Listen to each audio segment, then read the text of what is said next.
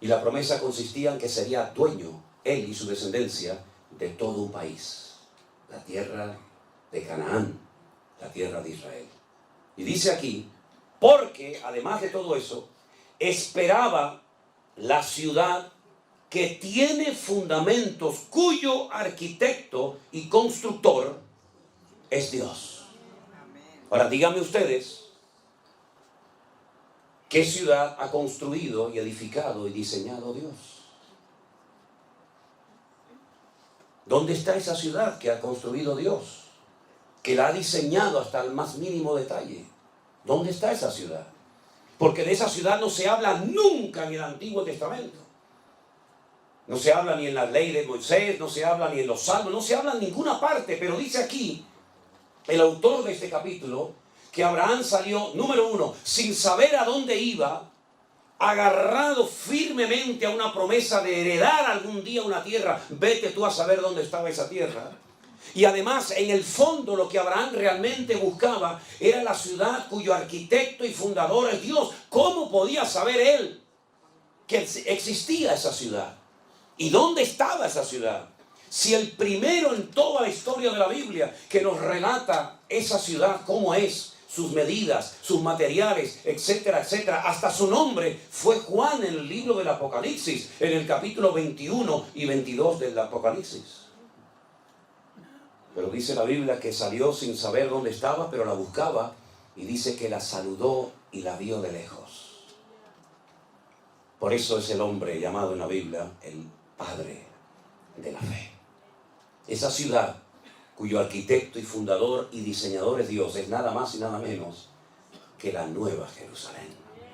Si quieren saber cómo es, si quieren saber cuáles son sus características, sus medidas, sus materiales, etcétera, lean esta noche antes de dormir el capítulo 21 y 22 de Apocalipsis y te vas a quedar asombrado, porque ahí está la ciudad que Abraham buscaba y dice que la vio.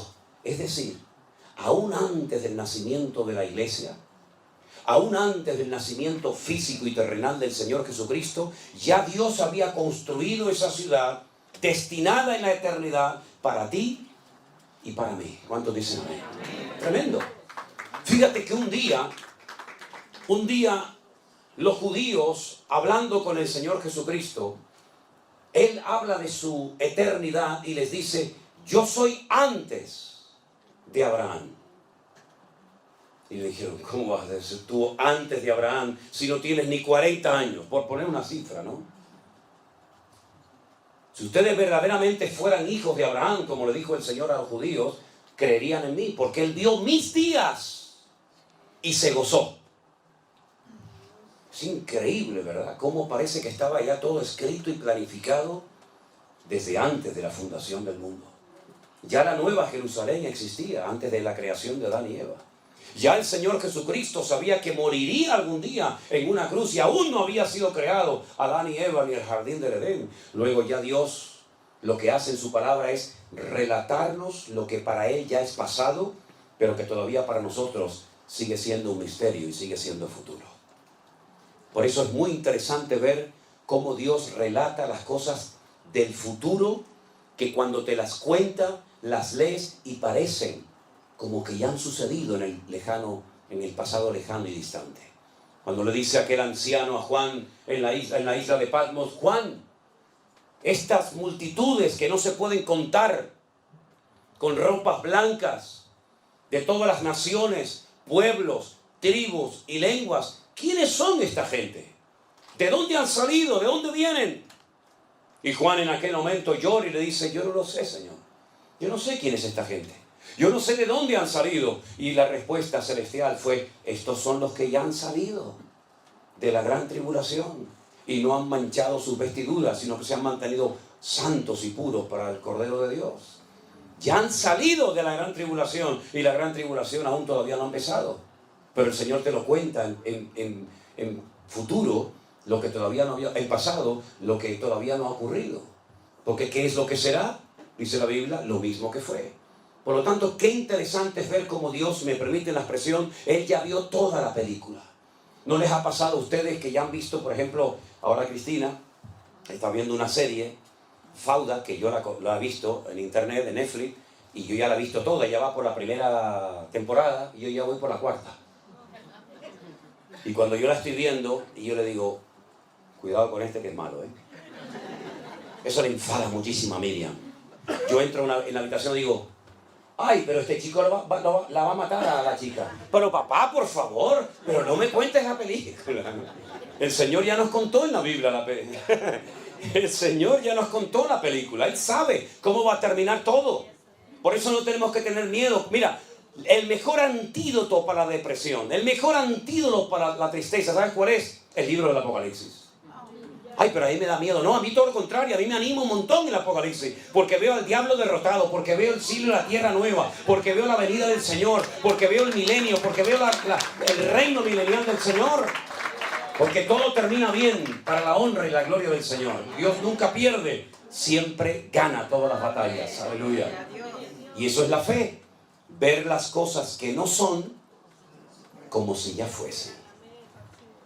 Así que todo eso pasó en la vida de este hombre por la fe, dice la palabra de Dios. Pero dice algo más en el verso, por ejemplo, 4. Por la fe, Abel, ¿saben quién era Abel, verdad? Uno de los hijos de Adán y Eva. Abel ofreció a Dios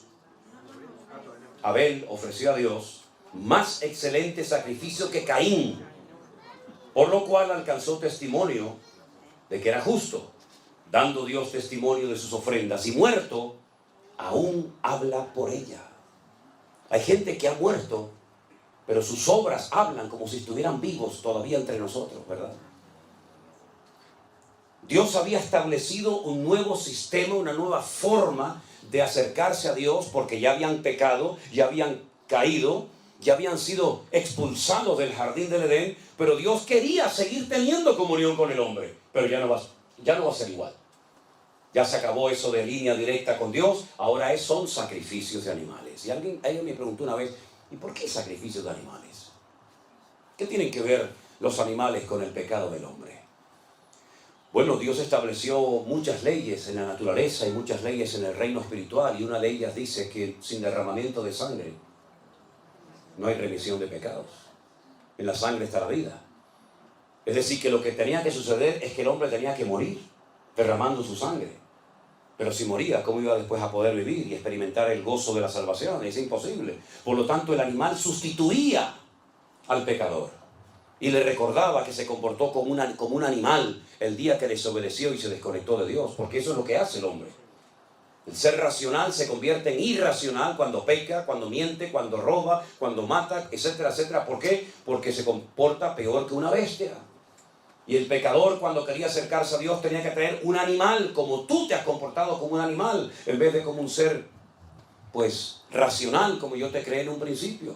Y vas a tener que poner tus manos sobre la cabeza de ese animal inocente y confesar públicamente tus pecados. Y ese animal simbólicamente va a morir en tu lugar, aunque no te va a perdonar los pecados, pero es para que recuerdes siempre que eres un pecador.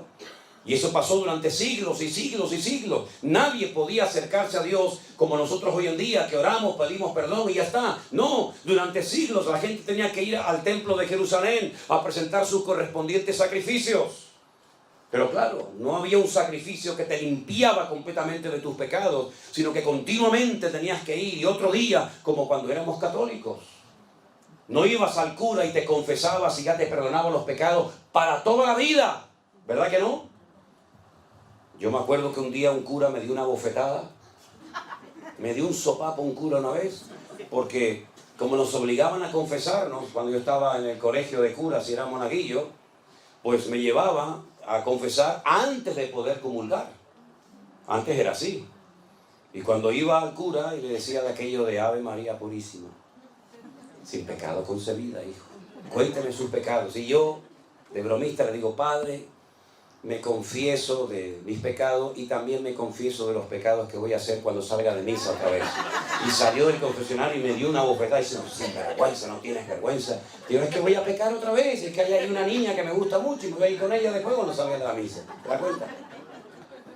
No hay alguien que te pueda perdonar para siempre los pecados, solamente aquel que dijo, este es el Cordero de Dios que quita el pecado del mundo. A Él sea la gloria y la honra en esta noche. Jesucristo, el Hijo de Dios. Aleluya. Él perdona y olvida. La pregunta es, ¿y tú te has perdonado a ti misma? Porque hay gente que Dios ya les perdonó, pero ellos siguen con la matraquilla de que soy pecador y no sé qué. Pero mira, si Dios ya no sabe lo que le estás diciendo. Dios perdona y olvida. Para siempre. Y nunca más volverá a echarte en cara tus pecados. Si te vienen esos remordimientos de conciencia, si te vienen esos malos recuerdos, no es el Señor. Es el diablo que viene a acusarte de lo que Cristo ya te perdonó. Y eres libre completamente en el nombre del Señor, ¿verdad? Y entonces cuando Abel sabía que tenía que ir ante la presencia del Señor con un sacrificio de animales, él fue y lo hizo así, porque eso era lo que Dios había enseñado. Pero su hermano Caín no lo hizo, porque era un desobediente, era un rebelde. ¿Quién le enseñó a Caín a ser desobediente y rebelde? ¿Es que acaso tenemos que darle una clase, un curso intensivo a nuestros hijos para que se porten mal o sean desobedientes? Ya lo llevan dentro. Ya va en el paquete. No tienes que enseñarle a que sea un respondón, ya lo lleva dentro. No tienes que enseñarle a que sea cualquier otra cosa, porque lo que hay que enseñarle son buenos modales y buenos principios, pero lo malo ya lo llevan dentro. Como dijo aquel, dice, el hombre no es pecador porque peca. No, es al revés. El hombre peca porque es pecador. Y hay algo que nos domina, es algo que nos atrapa, y a menos que tú lleves eso a los pies de Cristo, hay una fuerza interior que aunque digas no lo voy a hacer más, no lo voy a hacer más, lo vuelves a hacer otra vez y otra vez y otra vez. Y aunque pidas perdón, lo vuelves a hacer otra vez. Porque tú no puedes contra esa fuerza tremenda que destruye países enteros, que destruye iglesias, que destruye ministerios, que destruye familias, que destruye a la raza humana, que es el poder del pecado. Es algo real. El poder más destructivo que hay es el poder del pecado. Y si no, mira cómo está el mundo, lleno de pecado, de desobediencia, de rebeldía, de soberbias por todas partes. Y para eso vino Cristo, para darte un poder más fuerte que el que te dominó durante años. Y cuando llega Caín a la presencia del Señor, no trae una ofrenda de animales, sino un producto de la tierra. Es decir, yo me acerco a Dios. Caín no era ateo, era un desobediente. Yo me acerco a Dios a mi manera. Me da igual lo que Dios haya dicho. Dice animales, yo traigo patatas del campo. Dios dice patatas del campo, yo traigo animales. Es el espíritu de la contradicción.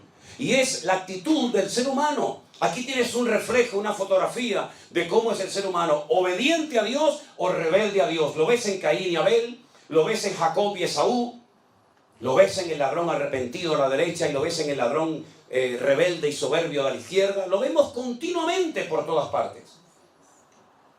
Y entonces el Señor le habla a Caín y le dice, Caín, no estás haciendo bien las cosas.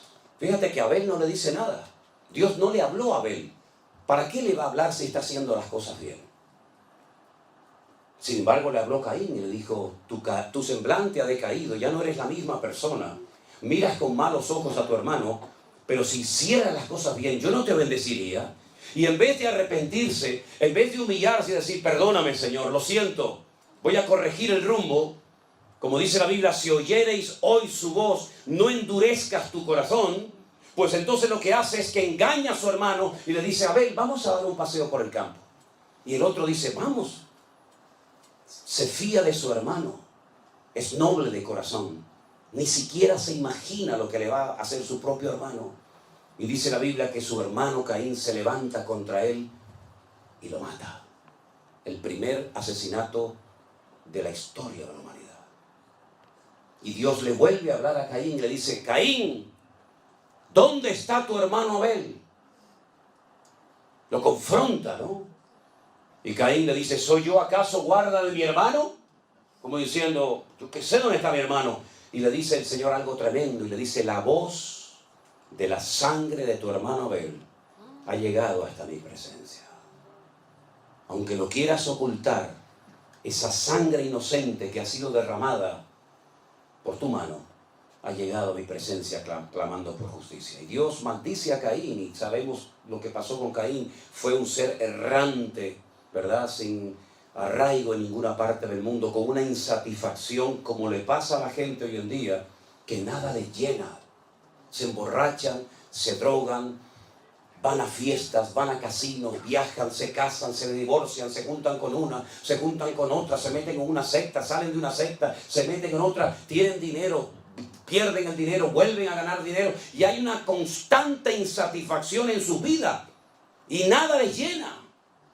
Es como un hueco que nunca se termina de llenar, porque cuando una persona es desobediente y arrogante y le da las espaldas a Dios, nunca te sentirás feliz ni en paz en esta vida. Es el espíritu de Caín, el espíritu errático, el espíritu que cuando está aquí quiere estar allá, cuando está allá quiere estar aquí, cuando hace frío dice, ay, a ver si viene el calor y quiere estar el frío, cuando está navegando en alta mar quiere llegar a tierra, cuando está a tierra quiere volver a alta mar, cuando es de día anhela la noche, cuando es de noche anhela de día. Es una constante insatisfacción y esa es la característica típica del que está fuera de la voluntad de Dios.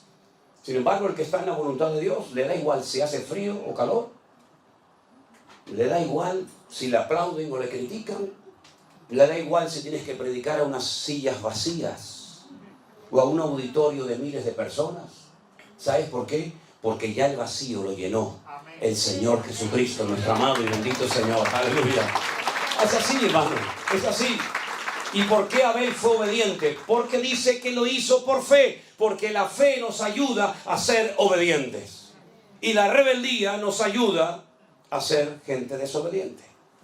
Tú tienes que elegir en esta noche qué tipo de vida, qué modelo de vida tú vas a vivir. Y otra cosa, para los que son padres y madres, lo que tú elijas, el camino de la obediencia, el camino del sometimiento al Señor o el camino de la desobediencia y dándole las espaldas a Dios, quieras o no quieras, te pongas como te pongas, se lo vas a transmitir a tus hijos. Así que ándate con ojo.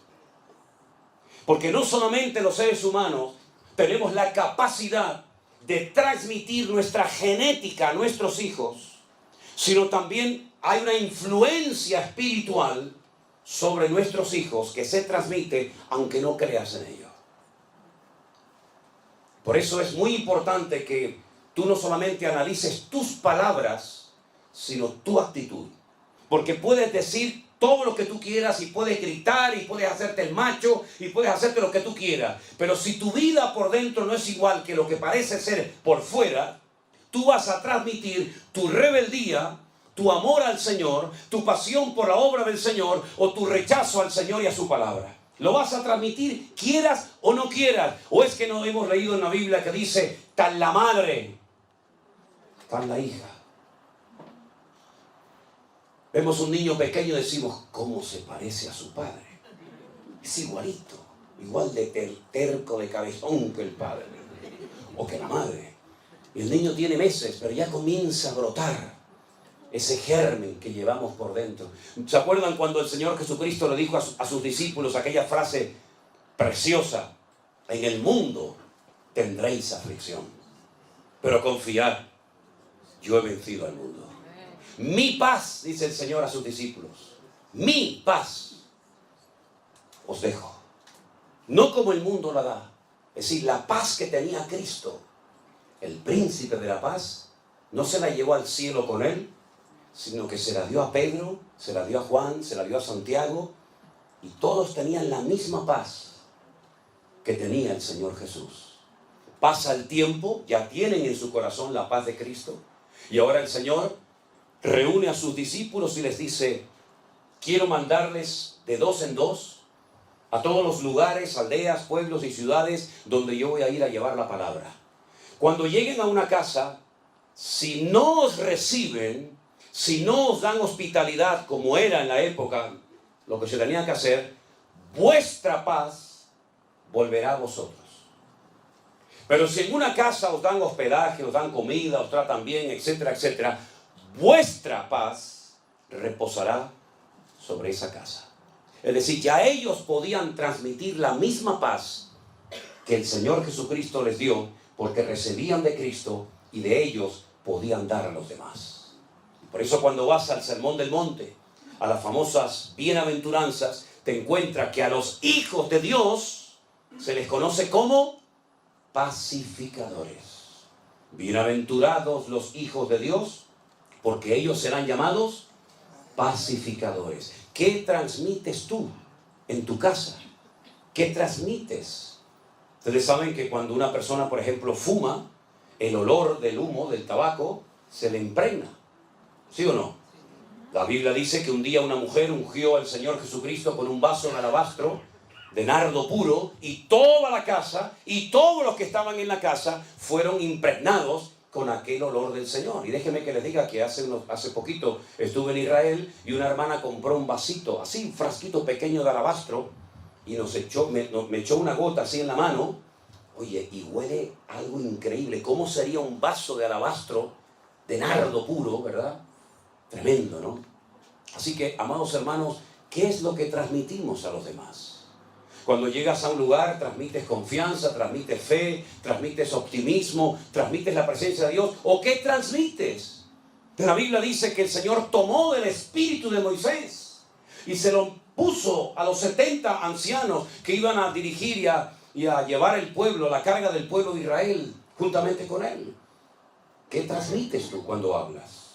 ¿Qué transmites tú como persona, como hombre? Si yo me marcho esta noche de aquí y yo hago así, y yo me voy, si la policía viniera dentro de un rato o dentro de unos días a este lugar y examinaran estas huellas digitales, sabrían que yo estuve aquí. Porque estas huellas digitales no las tiene nadie en el mundo. Son únicas. Nadie, jamás en la historia de la humanidad, tuvo estas huellas digitales, ni las tendrá en el futuro nadie, exactamente igual que las de ustedes. Vamos dejando nuestra marca por todas partes. Nuestra marca física y nuestra marca espiritual. Por eso cuando Pedro dijo, yo no le conozco, yo no sé quién es ese hombre, yo no quiero saber nada, yo no soy uno de sus discípulos, uno de los argumentos que esgrimió aquella jovencita fue el siguiente: tú hablas como él. Aunque lo quieras negar, aunque lo quieras ocultar, tú también eres uno de sus discípulos porque hablas igual que él. ¿Cuántos dicen amén? Amén. Por eso, qué importante, amados hermanos, es que nosotros le pidamos al Señor poder transmitir la presencia y la gloria del Señor a todas partes donde vayamos. A veces lo conseguimos, a veces no, pero ten presente que a donde quiera que vayas, tú vas a transmitir lo que llevas por dentro, lo bueno y lo malo. Hay un refrán que seguramente ustedes lo conocen que dice: el que a buen árbol se arrima, buena sombra le cobija. ¿Lo conocen, verdad? Yo se lo voy a decir bíblicamente porque soy más espiritual. Dice Proverbios: el que anda con sabios, sabio será. Es decir, que si quieres recibir bendición de Dios, júntate con gente que te transmita cosas de Dios y no con gente que te robe lo poquito que tiene de Dios en tu vida. Eso es lo que dice la palabra. El capítulo es una maravilla. El capítulo habla de hombres y también, por supuesto, de mujeres. Dice la Biblia que Sara, la esposa de Abraham, era una mujer estéril y ya muy mayor, ya avanzada en edad, y no podía tener hijos. Pero dice la Biblia en el verso 11, por la fe, otra vez, por la fe, siempre todo es por la fe, Sara, siendo estéril, recibió fuerzas para concebir y dar a luz aún fuera del tiempo de la edad. ¿Por qué? Porque creyó que era fiel quien se lo había prometido. Humanamente hablando, era imposible que esa mujer quedara embarazada. Era muy mayor, era estéril, y nunca antes de ella hay un registro histórico de una mujer que fuera sanada de esterilidad. Ella no podía mirar atrás y decir, es que ya el Señor sanó a esta y sanó a aquella. No, no había nada. No había ningún punto de referencia. Ella iba a ser la primera mujer en la historia de la humanidad sanada de esterilidad. Y dice que como le creyó a Dios, recibió fuerzas y quedó embarazada. Hubo un momento en su vida, después de 30 años de esperar el hijo de la promesa y no venir, que le propuso a su marido Abraham, un hombre muy obediente, que tuviera relaciones con su criada Agar. Y fue la ruina de Abraham y del mundo entero. Porque cuántos problemas, cuántas guerras, cuántas muertes se podían haber evitado si Abraham hubiera esperado y no hubiera mantenido relaciones con aquella muchacha de origen egipcio.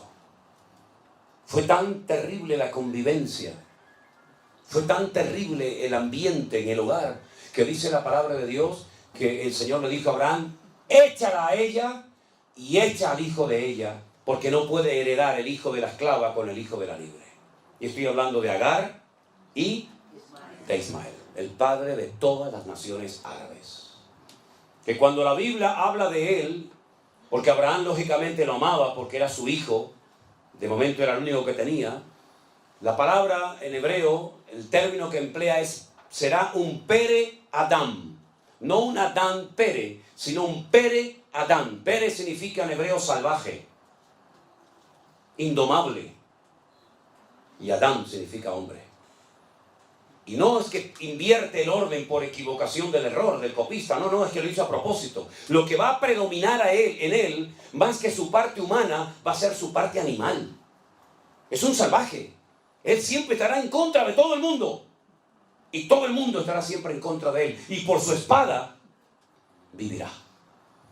Así es que esto es imposible, esta convivencia entre unos y otros. Cógelo y échalo de casa y yo me encargaré de él. Y es entonces cuando ella es expulsada del hogar de Abraham, cuando el Señor se le presenta en un pozo, y es la primera vez que el Señor le habla a través de un ángel a una persona en la humanidad, Agar. Y le promete que va a ser príncipe de 10 naciones y le promete prosperidad, como hasta el día de hoy la vemos. Naciones que cuando vas, tú dices, pero esta gente ¿qué tiene?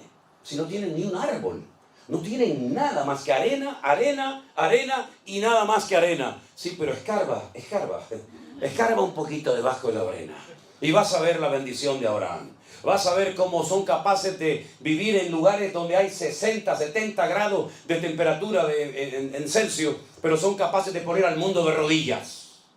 Porque lo que tienen debajo no lo tiene ninguna nación de la tierra. Y curiosamente heredaron una característica de su padre Abraham, como es la hospitalidad. No hay pueblo más hospitalario que las naciones árabes. ¿Qué te parece?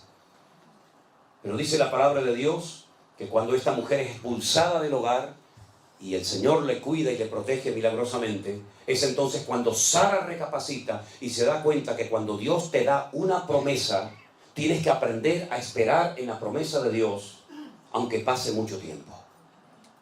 Porque Dios, cuando te promete algo, a veces te da una indicación de cuándo vas a ver el cumplimiento de dicha promesa que has recibido. Pero en la inmensa mayoría de los casos, incluso en la Biblia, cuando Dios le da una promesa a alguien, no le dice cómo se va a cumplir o cuándo, sino que da la promesa, lanza la promesa y entonces entra en juego la fe. Porque por la fe te sostienes en esa promesa y te das cuenta de que es mejor no hacer nada que intentar ayudar a Dios y estropear el plan y el propósito de Dios para tu vida. Y que fue lo que le pasó a Abraham. 30 años. No venía el hijo de la promesa, mantiene relaciones con Agar, queda embarazada y el Señor dice, ese no es el hijo que yo te había prometido. Eso es lo que tú has hecho en la carne. Y a veces en la carne has hecho algo que te ha salido aparentemente bien, pero a la larga te pasa la factura. Una noche de placer te puede arruinar un matrimonio de 40 años. Una noche loca te puede arruinar toda una vida. Eso fue lo que le pasó a Abraham. Se dio cuenta de que Dios no necesita ayuda para cumplir con sus promesas. Hay casi 8,000 y pico de promesas en la Biblia.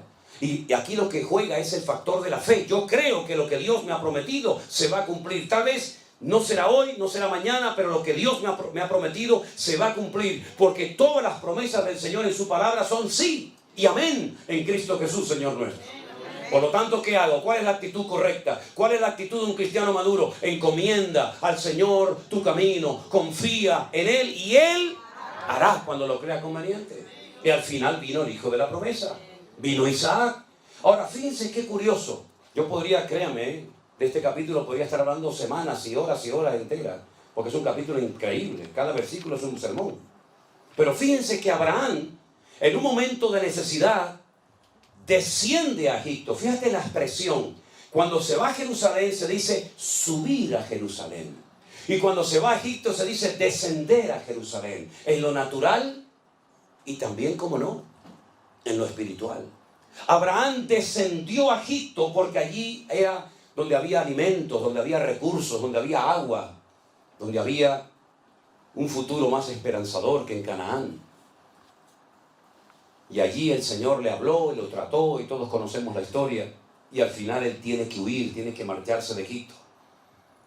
Cuando su hijo Isaac es grande y vuelve a tener parecidos problemas a los que su padre tuvo, falta de agua, falta de recursos, falta de alimentos, etc. ¿Qué es lo primero que piensa el hijo? En hacer lo mismo que le vio hacer a su padre: descender a Egipto. Pero Dios le dice a Isaac: no vayas a Egipto, no desciendas a Egipto. Pero Señor, yo soy dueño de miles de cabezas de ganado. Donde yo vivo no hay pastos. Donde yo vivo no hay agua, no hay recursos, no hay nada. Voy a terminar perdiéndolo todo. En Egipto está el río Nilo, el río más largo del mundo. Siempre hay agua, siempre hay tierra fértil. El Señor dice: no vayas a Egipto, quédate aquí. Y uno dice: ¿dónde le dijo el Señor a Isaac? Quédate aquí, no te muevas. En un lugar llamado Beer-sheba. La palabra Beer en hebreo es pozo. Sheba es el número 7, 7. Beer-sheba, la ciudad de los 7 pozos. Algunos de ellos los había abierto su padre Abraham. Entonces dijo: bueno, pues oraremos para que salga agua de los pozos y vamos a ver qué pasa. Los filisteos venían y le echaban tierra y piedra a los pozos y se los cegaban. Y entonces él se iba a otro lugar y abría un pozo, encontraba agua y los filisteos venían y se lo cerraban. Y entonces seguía hasta que dice que llegó a un lugar llamado Rehobot, que son lugares amplios. Y entonces dice que ese año, en pleno desierto, con muy poca agua, sin recursos humanamente hablando, dice que sembró y cosechó a 100 por 1. Y uno dice: Dios mío, no es el lugar, es la actitud de mi corazón lo que marca la diferencia. No es América, no es Europa, no es África, no es aquí ni allá. Es mi fe en Dios lo que marca la diferencia. Porque puedes estar en un lugar de prosperidad y de bendición y de trabajo, pero está la bendición de Dios sobre tu corazón. Porque el lugar es lo menos importante, hermano, créame. El lugar es lo de menos. Lo importante es tu corazón y tu fe en el Señor. El rey Salomón, el sabio Salomón, llegó a escribir un día un proverbio y dijo: es mejor un bocado seco y en paz, pero con la bendición de Dios, que casa llena de provisión donde no está la bendición del Señor. Sé lo que es dormir muchos días, muchas veces en gasolineras dentro de mi coche, porque no tenía ni para pagar una habitación de un hotel o de un hostal. Sé lo que es viajar en barco y llevarme un trocito de pan mientras los demás iban al comedor a comer. Yo no podía ir porque no tenía dinero para comprar la comida en el barco. Sé lo que es sentarme a la mesa sin comida, con los platos vacíos, y orar: Señor, gracias por estos alimentos que tú me has provisto para hoy. Y hemos aprendido algo en todos estos años, y es que cuando uno pone su confianza en el Señor, no importa la cantidad, lo que importa es que te agarres al Señor y seas capaz de creerle a Dios. Y ese día, cuando en un pueblecito de España llamado Medina de Pomar, provincia de Burgos, nos sentamos Elena y yo, porque en aquellos tiempos nuestras hijas no habían nacido, oramos con los platos vacíos y le dimos gracias al Señor por los alimentos. Al ratito, mientras conversábamos, alguien tocó a la puerta de nuestra casa y nos trajo un dinero, sin saber ella nada, porque venía de otro lugar, con una cantidad de dinero que nos sirvió para comprar comida ese día. Y como dijo el apóstol Pablo, y yo, para la gloria de Dios también lo puedo decir: sé vivir humildemente y sé tener abundancia. En todo y por todo he sido enseñado y entrenado por el Señor, tanto para tener abundancia como para padecer necesidad, porque todo lo puedo en Cristo que me fortalece. Y eso es lo que el Señor quiere enseñarnos a nosotros en el siglo XXI. Hay tiempos de abundancia. Cuidado, porque echa más a perder la abundancia que la escasez. Es mucho más fácil recurrir a Dios en momentos de escasez que acordarte de Dios en momentos de prosperidad. Es más peligrosa la abundancia que la escasez, porque Salomón también dijo, si me das mucho, si me sobra mucho, puede ser que me termine olvidando de ti. Pero si me das poco, puede ser que termine robando y pecando contra ti. Por lo tanto, Señor, manténme de lo necesario para que no peque contra ti, ni en la abundancia, ni en la escasez. Eso es una lección que no se lee en un libro, sino viviéndolo cada día en tu vida. Aleluya. Claro, a todos, también a los cristianos, nos gusta tener nuestras necesidades básicas cubiertas. Y poder invitar a tu esposa una noche a comer, y poder comprarte una camisa si te gusta. Claro, no hay nada malo en eso. Pero no te olvides que el Señor es mi pastor y nada nos faltará. Y lo importante es tenerlo a Él.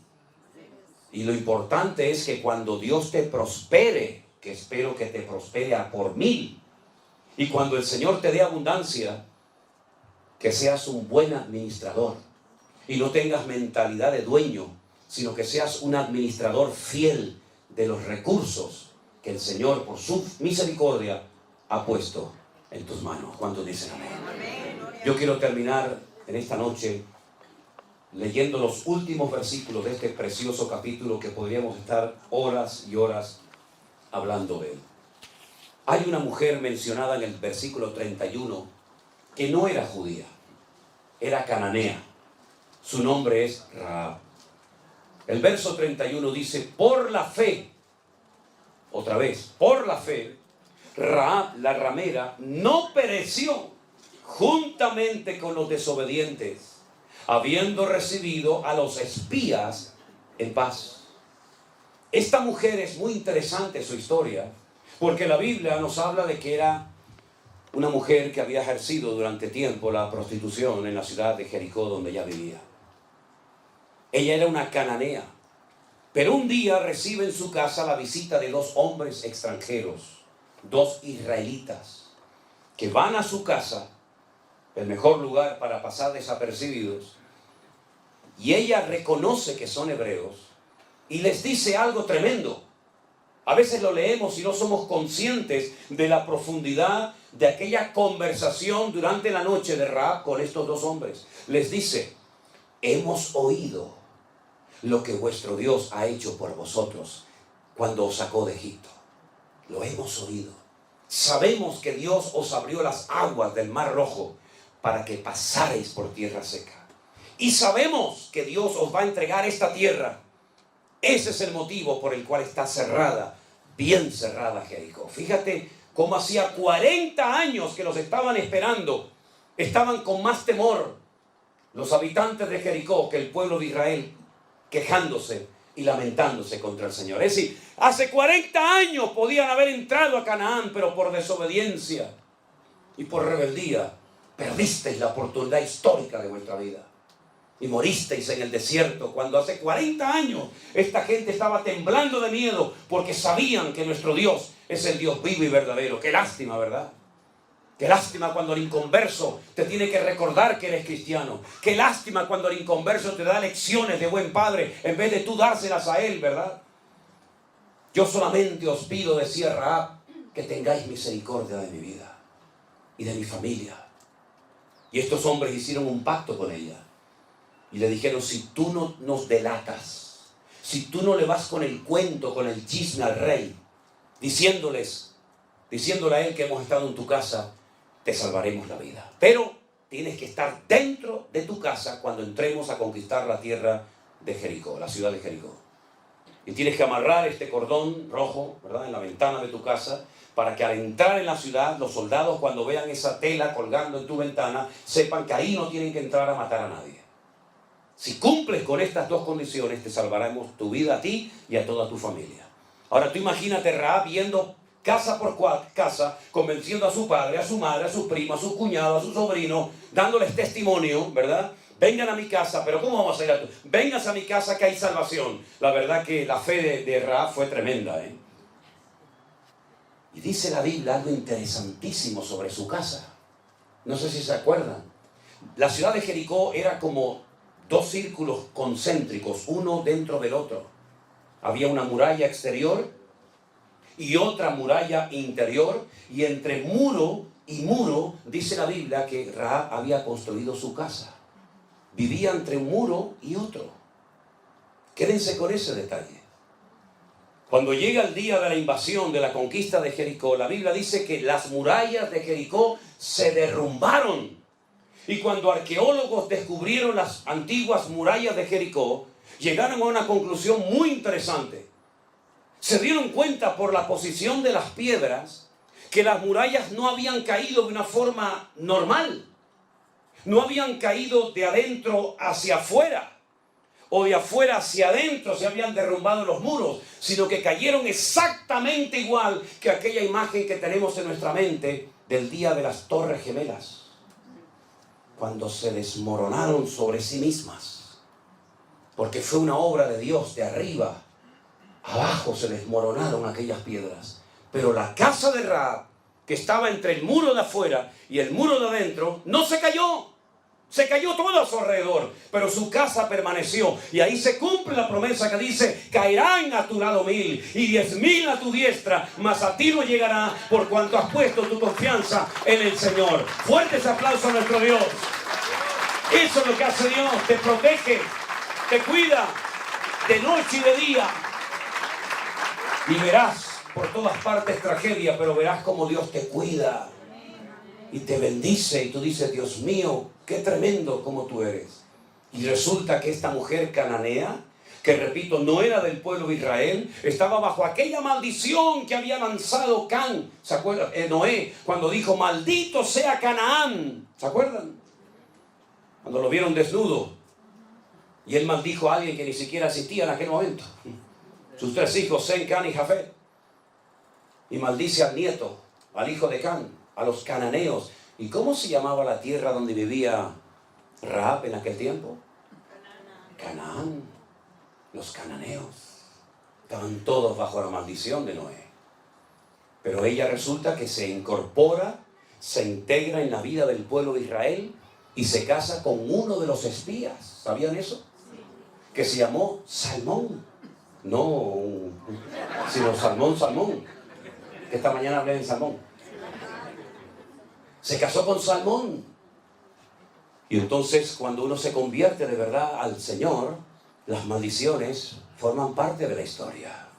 Ya puedo dormir en paz me acostaré y así mismo dormiré, porque solo tú, Señor, me haces vivir confiado. Ya no tengo miedo de lo que me hizo mi padre, lo que me hizo mi abuelo, de lo que pasó en la Reconquista, lo que no, yo no tengo nada que ver con eso. Yo voy a quitar del pueblo, dijo el Señor, ese refrán que tenéis que no concuerda con la realidad. Los padres comieron las uvas y los hijos tuvieron la dentera. El alma que pecare, esa morirá. El hijo no morirá por los pecados del padre, ni el padre morirá por los pecados del hijo, sino que el alma que pecare, esa morirá. Así que ella ya no es una mujer bajo maldición, sino que ahora toda la maldición se convierte en bendición y queda embarazada y tiene nada más y nada menos que a un hijo que se llamó Booz. Booz. Díganlo en español, Booz. Con Z.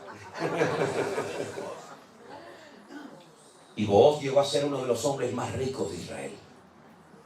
Un terrateniente que tenía tierras en abundancia. Y un día ve venir por el horizonte a una mujer de los campos de Moab, viuda, con una mano delante y una mano detrás, pobrecita, tratando de sustentar su vida y la de su suegra, y se enamora de ella, y se casa con ella. El hijo de Rahab se casó con Ruth, la moabita, y quedó embarazada, y tuvo un hijo llamado Obed. Y Obed pasa el tiempo y tiene un hijo llamado Isaí. E Isaí tiene muchos hijos, pero sin lugar a dudas, el más famoso de todos fue el mismísimo rey David. ¿Y de dónde viene el Señor Jesucristo? Entroncado con esa familia, con la familia de Judá, porque Dios torna la maldición en bendición. ¿Cuántos dicen amén? ¡Gloria a Dios! ¿De dónde ha salido eso de que vamos a echarle hoy los demonios a los hermanos miembros de la iglesia? ¿De dónde ha salido ese disparate? Incluso algunos hasta le dicen: tiene que pagar para que el pastor le bendiga y le saque los demonios y les rompa las maldiciones generacionales. ¿Saben? Cuando fui a Santiago de Chile la primera vez, yo iba a predicar en una iglesia de indígenas ahí en Chile. Y estábamos en una plataforma, un montón de gente, yo estaba entre ellos y me dice el pastor al oído, usted viene de España, ¿verdad? Y le digo, sí, de las Islas Canarias vengo. De España, ¿no? Digo, sí, de España. Dice, pastor, sería muy bueno que usted hoy cuando se suba a la plataforma a predicar le pidiera perdón a la iglesia. Y era la primera vez en mi vida que estaba allí. Digo, ¿hice algo malo? ¿Por qué le tengo que pedir perdón? Dice, porque usted sabe lo que hicieron los españoles en América. Se llevaron el oro, le daban espejos y los indígenas le daban los collares y claro, los españoles fueron muy malos. Y le digo, ¿qué tiene que ver el espejito conmigo, hermano? O sea, a mí también el gobierno me saca el oro, ¿qué quiere que me diga? No, pero sería bueno, pastor. Entonces me subo a la plataforma y bueno, por quedar bien con este caballero, le digo, bueno, hermanos, es la primera vez en mi vida que estoy en esta iglesia, fue la última, ya nunca más fui. Quiero pedirles perdón por lo que hicieron mis antepasados españoles en América. Uy, se entró un llanto a la iglesia, empezó todo el mundo a llorar. Y yo digo, uy, ¿pero qué pasó ahora? Y lloraban los indígenas y el cacique lloraba por allí y el otro. Y entonces se sube el más viejo de todos, el más mayor, se sube a la plataforma, me da un abrazo y me dice, pastor, hoy se ha roto un odio en mi corazón contra ustedes. Y yo decía para mí, si el que me tiene que pedir perdón es usted a mí, que me odia a mí, yo no lo he visto a usted en mi vida, amigo. Y tenía esa espina clavada en su corazón, ¿verdad? Hermano, dice la Biblia, de modo que si alguno está en Cristo, nueva criatura es. Las cosas viejas pasaron, y aquí todo se ha hecho nuevo, aleluya. Y conoceréis la verdad, y la verdad os hará libres.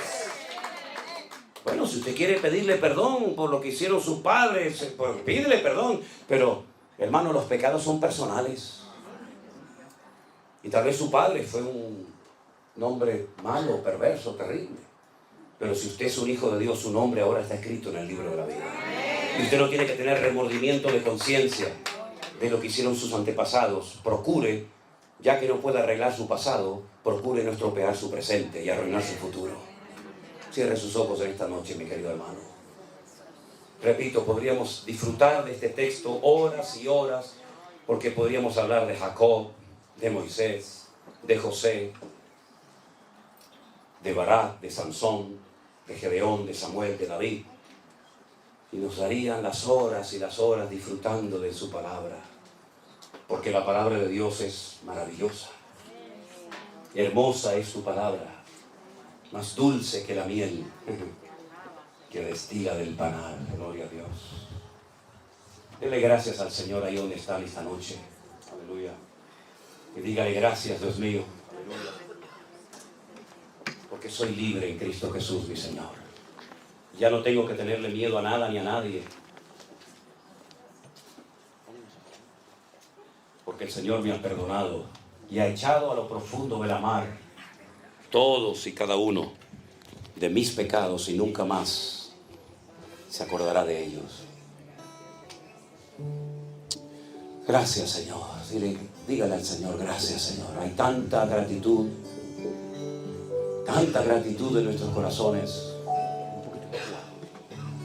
Hay tanta gratitud en nuestras vidas, porque si somos conscientes, lo que el Señor ha hecho en nuestra vida es tan maravilloso. Tu palabra alimenta mi alma, tu palabra alumbra mi camino, tu palabra guía mis pasos de noche y de día. Aleluya. Tu palabra convierte el alma, tu palabra fortalece mi fe. Tu palabra me ha hecho libre, me da vida. Tu palabra nunca pasará. Tu palabra es poderosa. Tu palabra llena mi vida cada día. Aleluya. Tu palabra me renueva, tus promesas me bendicen, tu espíritu